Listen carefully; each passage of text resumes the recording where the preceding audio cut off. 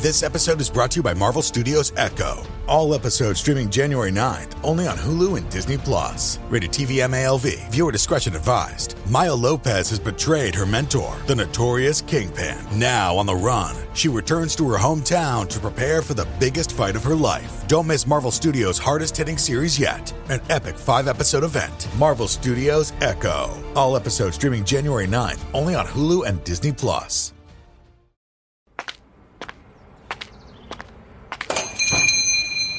Why, hello and welcome.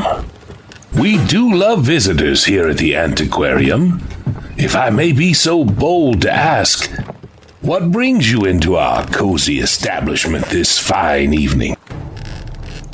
Ah, you don't say.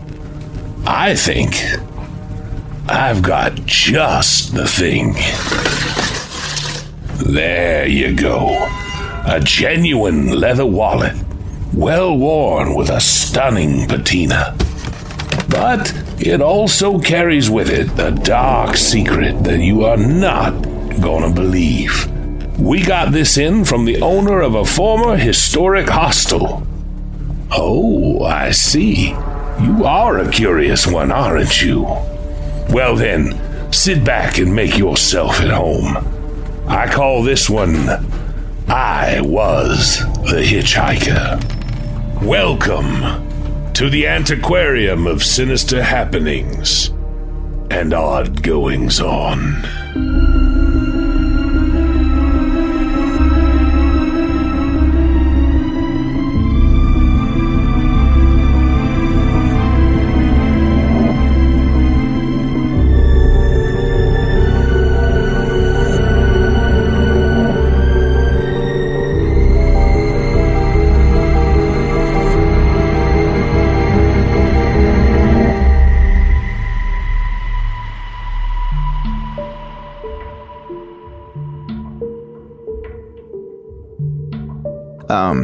It's awkward to be the hitchhiker, to be on this side of a scary folktale.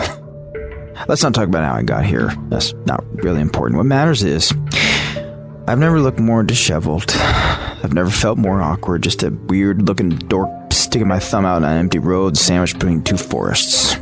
Pitch black. It's midnight, I think. I didn't have my watch on me, or my phone, or anything else that tells the time. My internal clock ain't great either, but let's say it's between 10:49 and 2 a.m., I think, probably. Car goes past. Doesn't even think about stopping. I don't blame him. Look like a couple that were just coming back from a fun camping trip, and they don't need my nonsense right now. And, I wouldn't stop for me. It'd just be silly, really. I'll hold out hope. Maybe a van filled to capacity, save for one seat in the back, would stop for me. They could take a chance. After all, if I tried anything funny, I'd be vastly outnumbered.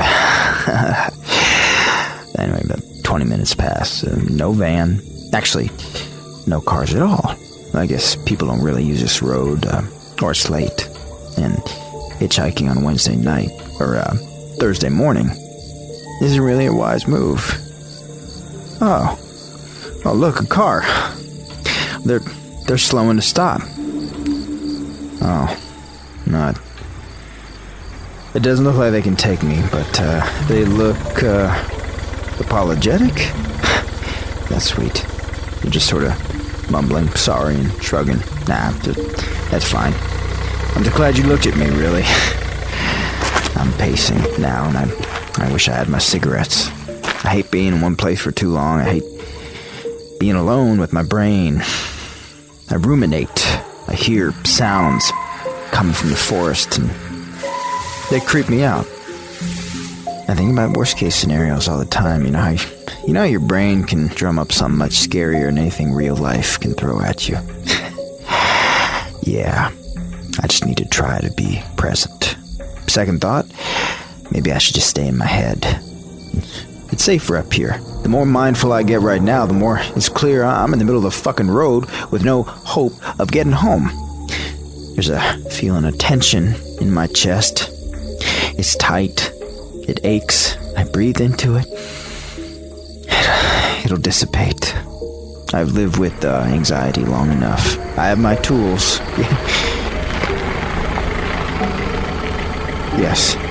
I did in fact notice a car in front of me on the road slowing to a stop. And no, I'm not gonna get my hopes up. Shit, the driver looks professional. Like she actually has her life in order. Don't do this. Statistically, this isn't a good move. The odds are not in your favor.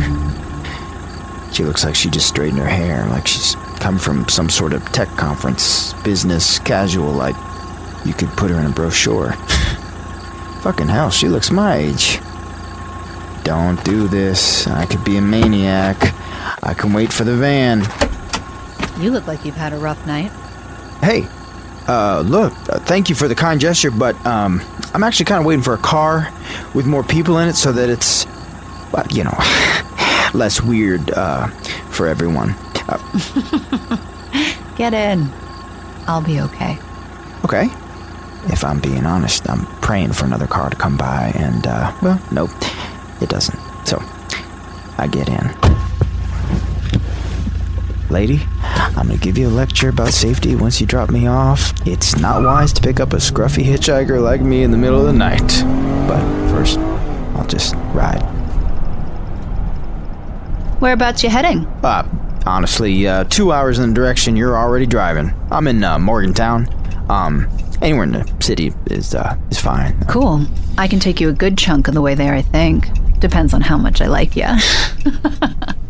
I'm kidding. I'm just grateful for the ride. Thank you. We sit in silence for a bit, you know, and I'm hoping she's putting on the radio or something. You know, usually people are more talkative. I don't want to start ruminating again. And I'm sitting here and I'm wondering what she's thinking, you know. Does she regret picking me up? Is this weird? She's scared for her safety? I mean, she shouldn't be. She shouldn't be. But I get it. This is weird, right? So I do have to ask, it's Thursday morning at 1 a.m. What are you doing in the middle of the road? 1 a.m. Nailed it. My internal clock's better than I thought. And look, lady, I know you just want to have a conversation, but I really don't want to answer this question. It's just a retreat with friends. You know, we do it every year. It's a bit of a ritual. Right. And does the retreat end with you standing in the middle of the road looking the way you do right now? No offense. Oh, no, none taken. And, no, I left early on, not so great terms. That's it? That's it. You know, she's shaking her head to me, and then there's this awkward silence. I'm starting to go back into my head. Please, lady, please turn on the radio or something. You know, if you talked more, it would be easier to trust you. I mean, I did pick you up in the middle of the night. Hey, you're free to drop me off wherever you want. I feel weird about this too. It's kind of like when you're accidentally walking behind someone at night and you feel weird, but you two are going the same way, you know? And yet you stuck out your thumb and got in the car. A good point. I mean, it was a good point. It's good to self-reflect sometimes, right? I mean, I could be a hypocrite now. Sure. Okay, I'll tell you something about me. But then you have to tell me more about you. Damn it. She is cute. Well, I picked you up because I've had benders before in a past life. I mean, come on. I didn't always look this fancy. I had to sort some shit out in my life. For someone who claims to be as grounded and put together as you are, picking me up was pretty silly. Again, statistically, a pretty stupid choice. And so, you know, I've had nights where people would go out of their way to drop me off at home. I'd literally been in your shoes, you know, disheveled, barely awake, drunk out of my mind, sticking my thumb out on an empty road. And honestly, it was just as scary getting picked up, but I trusted people. And they took care of me and brought me home. So in a way, I guess I'm paying it forward. I have full trust that the universe balances things out. She said all that with a smile, kind of endearing, you know. I'm not sure if I do trust all that, but endearing nonetheless. I begrudgingly nod. Oh, that's actually kind of wholesome. Now you. I sigh. This road runs long. It's kind of scary outside. Maybe if she likes me enough, she'll take me all the way home. I don't want to be out on the street again. I'll open up. Just a bit. All right. Okay, yeah. So, you ever have that group of friends where you change so much as a person that you probably shouldn't be friends with them anymore, but you also feel obligated to show up when they ask you to come out? So you end up going to that stupid event you know you shouldn't be going to, and you regret it immediately. Hey, exactly.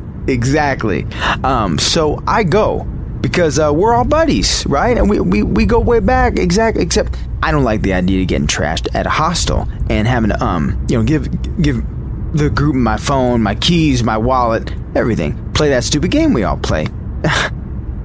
Stupid game? All right, but you have to promise not to judge me.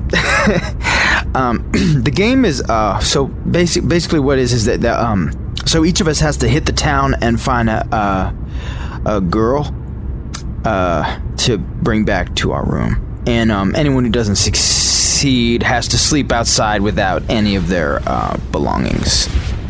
Wow, you and your friends really are chauvinistic morons, aren't you? Morons. Oh, that's good. Yeah, no, like I said, I shouldn't be friends with them anymore, so... Oh, I'm kidding. You shouldn't let your guard down too quickly. I haven't finished my story yet. So, I take a beat, and then I continue. So, I came this time, but my terms were clear. I hang out, we can drink, I'm happy to be a wingman, anyone playing that stupid game, but beyond that, I won't be participating. I want to stay at home, kick back, have a relaxing time. But you didn't really think they'd let you not participate, did you? I did. That's why I came. Really? Yeah, really.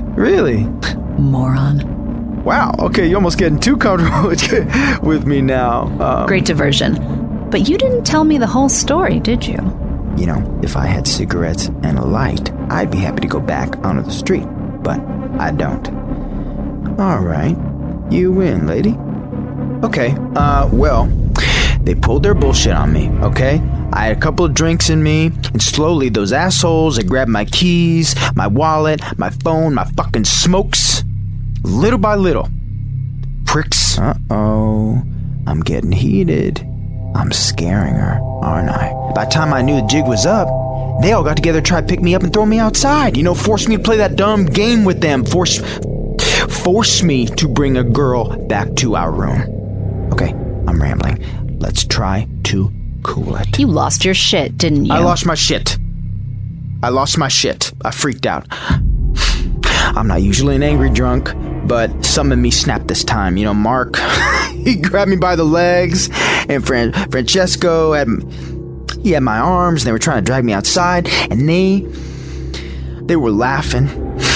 So I started kicking and punching hard. You know, once I got my footing, I was just straight up swinging at them full force. And I feel like I did some damage too. I mean, nothing like too severe, but you know, Mark fell to the floor and I kept hitting him. You know, everyone eventually tore me off him, but I was still like lashing out. Not physically anymore, but I was screaming, you know, so it was like verbal, you know, like emotional abuse. It was weird. God damn it. I need to save this shit for therapy. Anyways, so they all just looked at me mortified, like I was a freak or something. And so I walked out the front door, and here I am. It took me 15 minutes of walking to realize I didn't have my phone, or my keys, or my wallet, cigarettes, anything. I wanted to go back inside to ask him for my stuff, but I just felt weird, you know, because of my little moment. Like, something was stopping me. Just think, you know, it would have been so awkward, you know, to freak out and punch my friends and come back and say, I'm sorry, by the way. I know I'm rambling. I kind of have this habit of getting stuck in my head sometimes. I'm sorry. I really wish I had a cigarette right now. Oh, fucking hell. I can't even look at her now. You know, she's staring at me like I'm a fucking moron. Keep your eyes on the road, man. Dude, you're a fucking moron. Yeah, I know. What are you gonna do about your stuff? I don't know. I'll just call him or something, you know, later, like in a few days, or to apologize. I'll need to borrow someone's phone to do that, obviously, or alternatively, I could bring you back to the hospital tonight, though they let me come back in if I bring a pretty lady, right? She stops the car. Oh, fuck. Now I've done it. I'm sorry. Hey, stupid joke, I say. And then there's this awkward silence until she slowly starts driving again. You're not making this easy. I know. The road stretches long. This is a message from the customer service department at the Antiquarium. We're sorry you're having trouble. The chaos magic encoded within this audio file has detected excessive levels of transference from your subconscious. Please hold and we will resume your sacrament momentarily. Lasciate ogni speranza, se incentrate.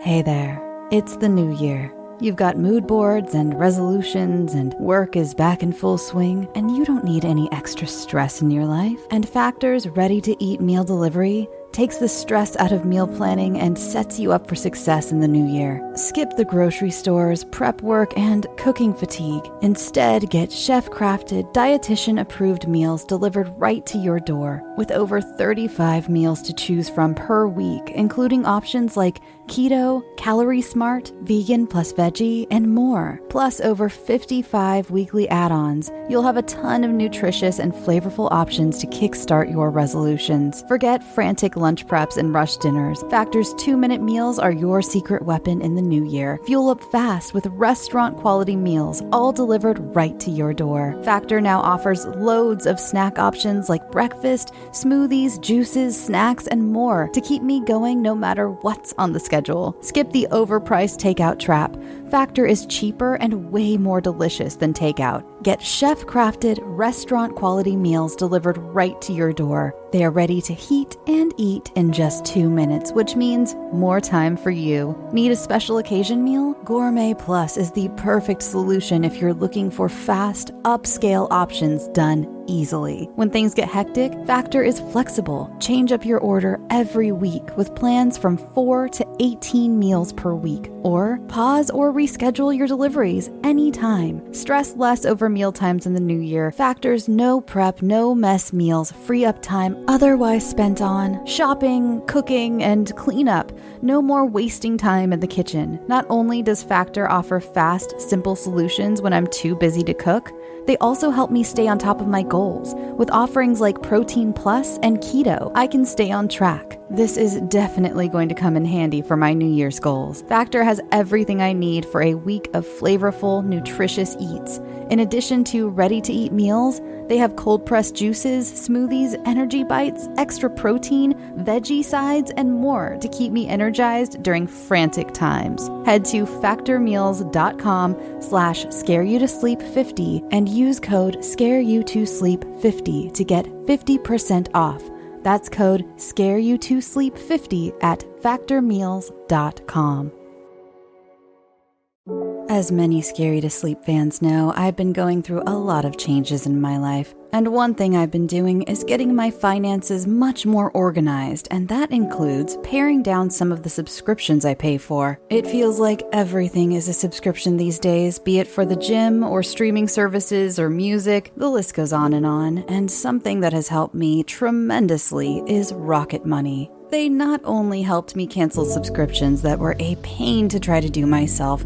Have you ever tried to deal with some of these companies directly? It's just a headache. Rocket Money also alerts me when the subscriptions I did keep go up in price, giving me the ability to weigh my options and keep those little extras that add up oh so quickly in check. Rocket Money is a personal finance app that finds and cancels your unwanted subscriptions, monitors your spending, and helps lower your bills. I can see all of my subscriptions in one place, and if I see something I don't want, I can cancel it with a tap.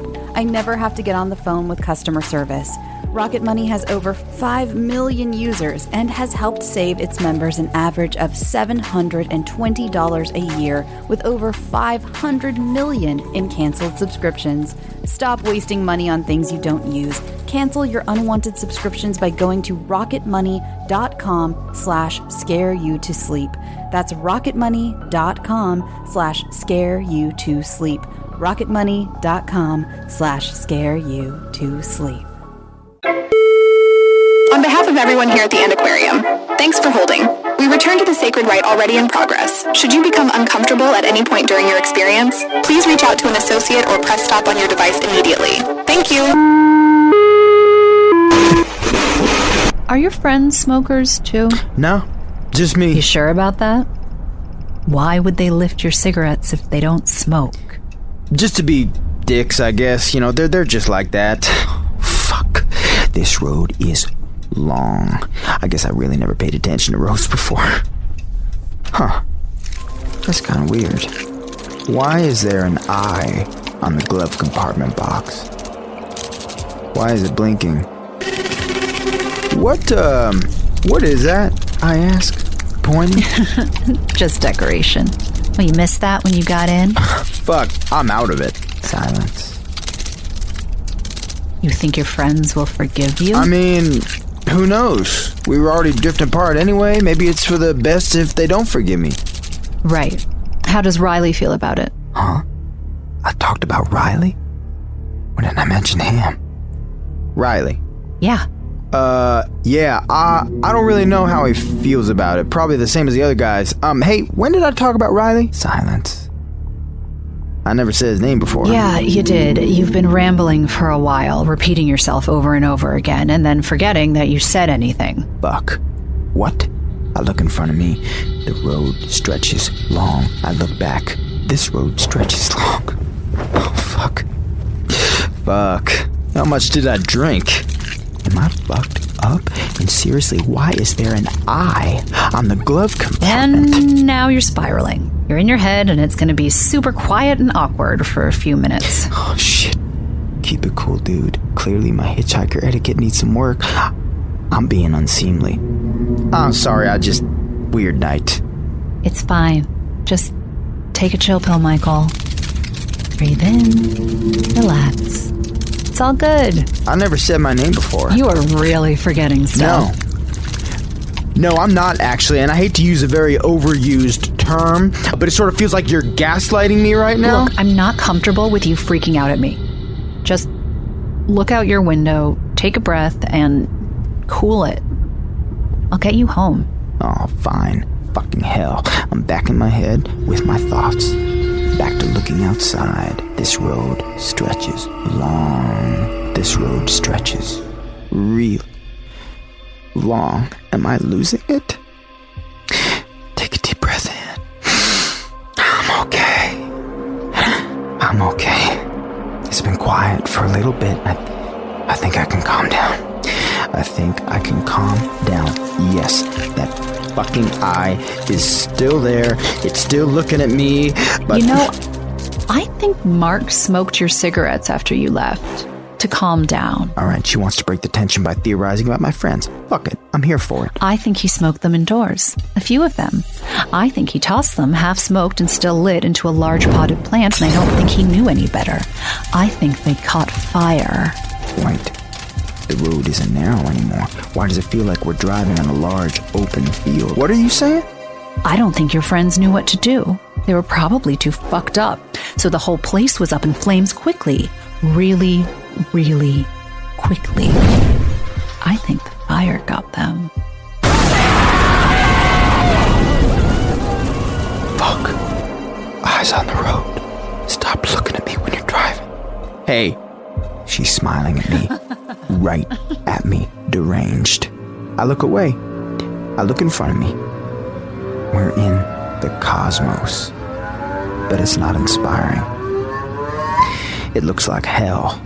Black holes all around us. Empty space. What the fuck is happening? And now I don't want to look at her. But I can see her in my peripheral vision. She's still smiling at me.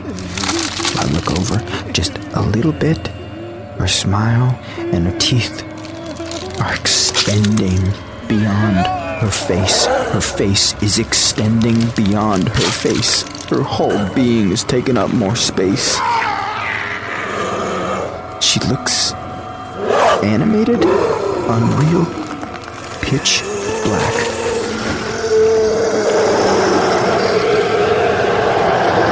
Unreasonably happy. Her smile is so clear, it doesn't make sense. I feel like I'm prey. This feels like nature. Her eyes are smiling, warm. She's looking at me harder than anyone's ever looked at me in my life. Fuck. When did I start looking back at her? I don't want to be looked at. Don't look at me. I can't scream. But I'm still alive. Maybe if I keep doing what I'm doing, I can stay alive. If it wasn't the cigarettes, it would have been something else. You shouldn't blame yourself. Did she always sound like this? I turn away from her. My eyes are back on the road. Sorry, on the cosmos. The universe stretches long. They were all going to depart tonight. She's not using her mouth to talk. You wouldn't want to see what's in my mouth.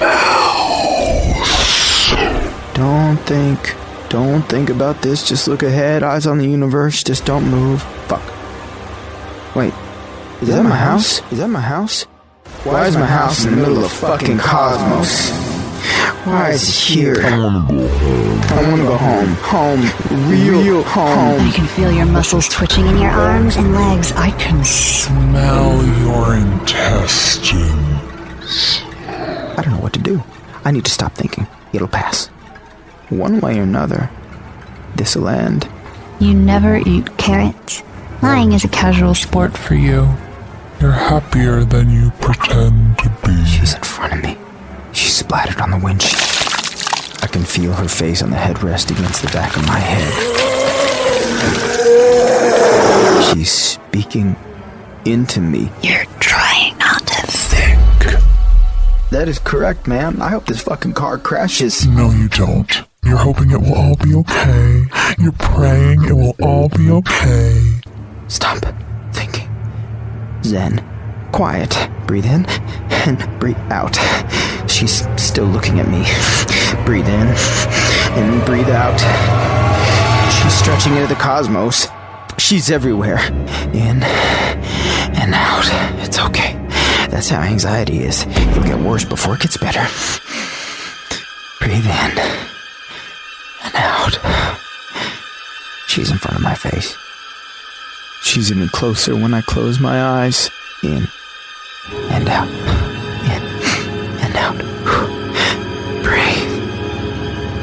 Were you supposed to be there tonight, too? Yes. And yet you weren't. No, I wasn't. Do you deserve this exit? I'm not sure. It's coming up soon. I know. I'll ask you again. Fuck. She pierces my hand and my shoulder. Did you change enough before tonight to deserve this exit? Please end this. No, I didn't. I think I'm a piece of shit. I think I deserve to die. She makes a right on the exit and we drive out of the cosmos. Everything returns to form, like how it all should be. Trees, road, concrete, gravity, sky, and I'm home. That's it. I'm home. This morning, the sun is coming up. Pardon the cliche, but I actually think I hear birds chirping. And she's business casual. Professional, all put together. But I am bleeding from my hand and my shoulder, and that eyeball on the glove compartment box is still there. And we're parked on the street right in front of my house. Okay. I've always been particularly shit at saying goodbye to people who drop me off.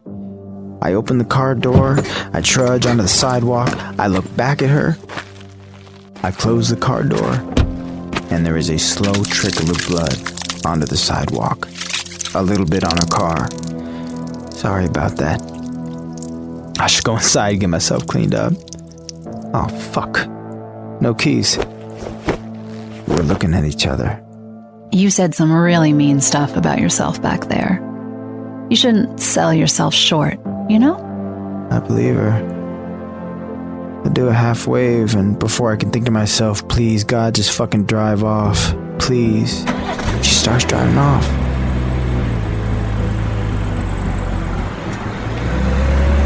Down the long road.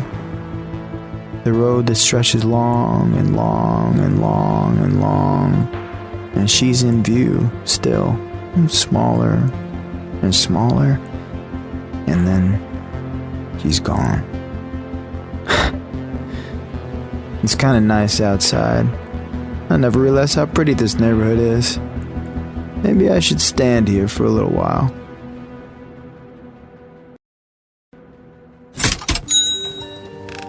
Thank you for your patronage.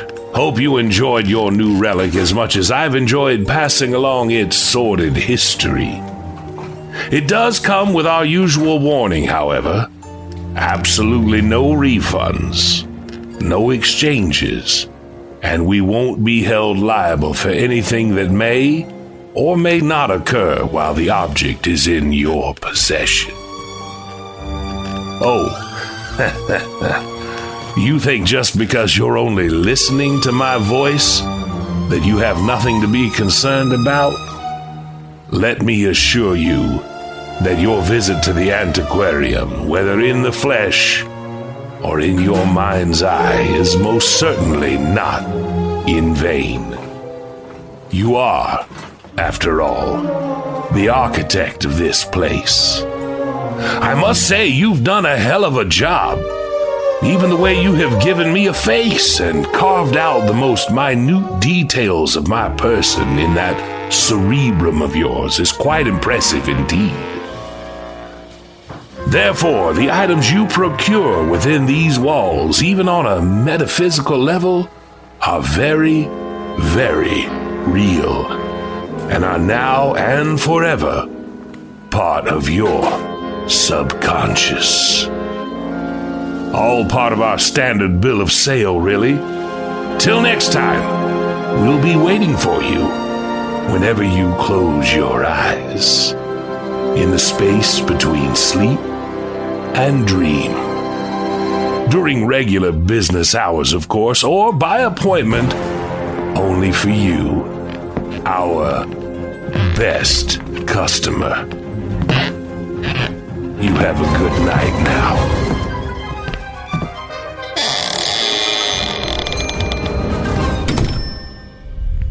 The Antiquarium of Sinister Happenings, Lot 001, I Was the Hitchhiker. Written by Moe T.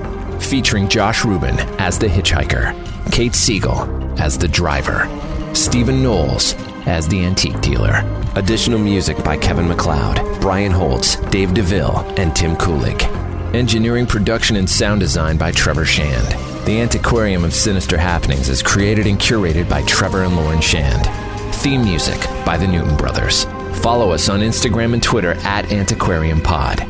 Call the Antiquarium at 646-481-7197.